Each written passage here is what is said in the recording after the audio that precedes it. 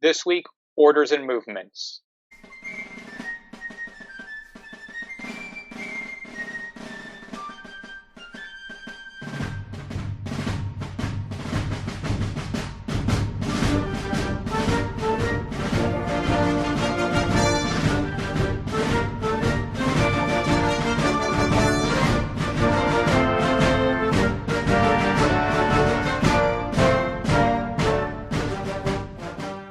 On the 25th, the Confederates retreating from Mill Springs landed in Gainesboro, Tennessee, and the Confederate line is over.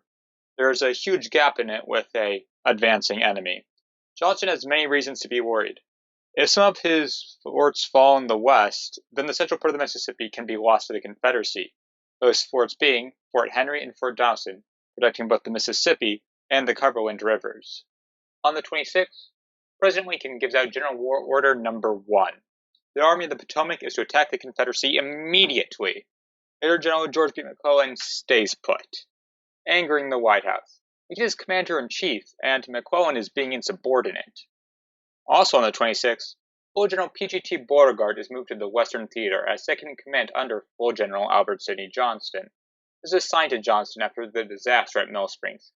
Richmond believes he needs help, and it's a good way to separate Beauregard and Joseph E. Johnston, who have still been fighting over who really won Bull Run. Along with Beauregard were a few more brigades. The remaining power needed would be recruited by Beauregard. Johnston's hopes really do lie in Forts Henry and Fort Donelson. As long as he has them, then the disaster can be managed. The next day, President Lincoln again orders Major General George B. McClellan to attack the enemy, and he doesn't. No excuse, no small movement to placate Lincoln. Nothing. The commander-in-chief actually starts entertaining the idea that Stanton take over as general-in-chief of the army. Speaking of Stanton, on the 29th, a surprising order from the War Department. Secretary of War Edwin Stanton has been in office for about a week. He's already done a lot, but this would be his first controversial action. Break off all current military contracts to other foreign nations. Instead, supply the army from made-at-home items. This creates many problems. First, from Secretary of State William Seward. It complicates the foreign situation. For the Secretary of the Treasury, Salmon P. Chase, this creates a whole new set of problems. The Union isn't made of money. Chase has been desperately trying to lay the bricks for the U.S.'s economic infrastructure. But with this, that's impossible. Secretary of the Navy Gideon was worried about how this could affect his ability to continue the war at sea. The entire cabinet is pissed at Stanton. But Stanton wins in the end. His order remains. On the 30th, the USS Monitor is launched. It has a revolving turret, which will increase its firepower, allowing it to fire, revolve, reload, while the other side fires, revolve back, and fire again. Plus, it's an ironclad, so it won't be destroyed easily. The US Navy is actually currently ahead in the war. The Confederates are assembling their own ironclads, so the Monitor will be a good weapon to have. More naval news. Mason City will arrive in the UK. This is far more important. So far, the UK has been neutral without declaring neutrality, besides the Queen's Declaration.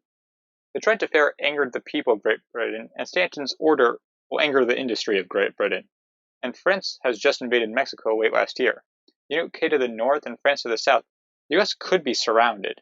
And the last thing this week, besides sequels obviously, Major General Henry Halleck tells Brigadier General Ulysses S. Grant to commence his planned attack on Fort Henry and Fort Donelson. As I know Grant to be a very aggressive commander, I shall now read his order of battle, since it will surely be used. At the top is him. His Chief of Staff is Colonel Joseph Webster. His Chief of Engineers is Colonel James McPherson. Grant in total has 25,000 men, split up in 3 divisions. The first division is under Brigadier General John A. McClellan.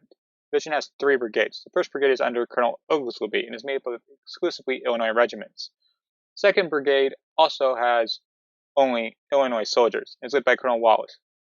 Colonel Morrison's 3rd Brigade throws in some diversity with 2 Missouri artillery batteries and the infantry's entirely Illinois regiments. The 2nd Division under Brigadier General Charles Smith. The 1st Brigade is entirely from Illinois. It's under Colonel John MacArthur. The 2nd Brigade is to be left in Cairo, Illinois. The 3rd Brigade is under Colonel John Cook and has men from Illinois, Missouri, Iowa, and Indiana. The 4th Brigade is led by Colonel Jacob Lauman. It has 1 from Illinois and is made up of mostly Iowa regiments and a single one from Indiana. The 5th Brigade is under Colonel Morgan Smith and has only 2 regiments, 1 from Indiana and 1 from Missouri.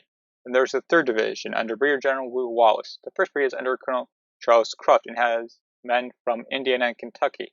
The 2nd Brigade is attached to the 3rd Brigade, has mostly Illinois regiments and 1 from Ohio. The 3rd Brigade has Colonel John M. Thayer as its leader and 3 regiments from Ohio, 1 from Nebraska, also a battery from Illinois, a company of the 32nd Illinois under Wallace's command. Though, of course, there needs to be a fleet to transport Grant and his men. This flotilla is under Flag Officer Andrew Foote.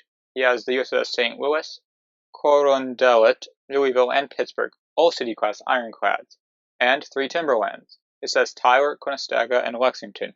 What happens next will happen next week. Sickles is getting ready for a summon before Congress, which should happen in early February. He writes to Wyckoff to ask Edwin Stanton for help on his behalf.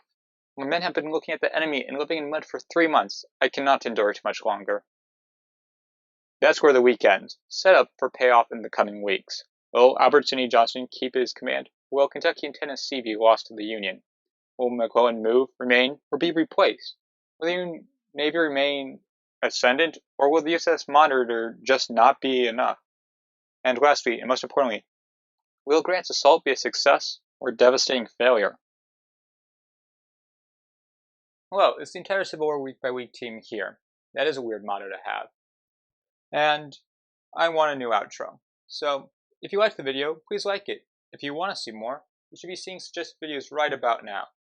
And if you want to know what happens next week, please subscribe. And if you want to share history, give me suggestions in a more easy way than YouTube comments, or want to tell me how wrong I am, please check out the channel's Discord.